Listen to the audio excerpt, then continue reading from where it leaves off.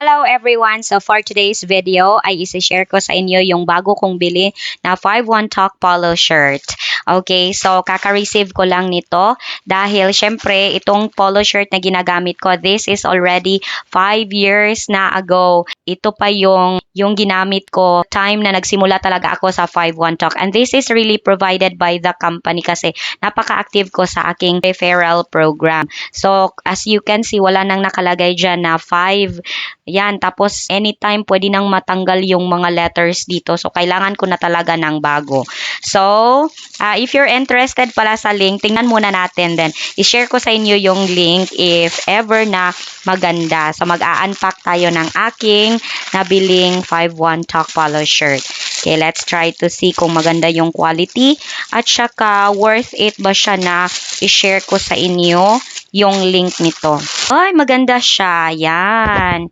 Okay, so this is medium size. Yeah, so para siyang semi-jersey. Yeah, napakalamig ng kanyang tela, yung kanyang clothing. Yes, tapos naka-imprint na yung 5-1 Talk. Hindi katulad nito na it was just sticked. Tapos, pwede siyang matanggal. Yes, ayan, napakaganda niya. And then, sa likuran, may nakalagay rin na www.51talk.ph. Yung binili ko is medium kasi, buntis ako ngayon. So, kailangan ko ng medyo maluwag na polo shirt. This is only 260 in Shopee. Okay. I will just leave the link below in the description box and also in the comment section. And also, you can see the link right here. Pero hindi po kasali yung lanyard. So, I will also be sharing the link of this lanyard and this max pin in the comment section if you like naman ito.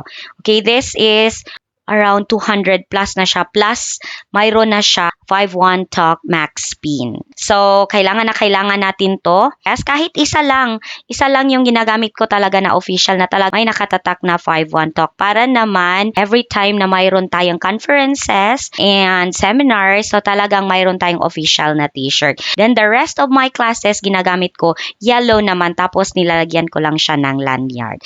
Okay, so that's all for this video. If you like to purchase, then just visit the link. Thank you and God bless 5-1 Talk teachers. Bye!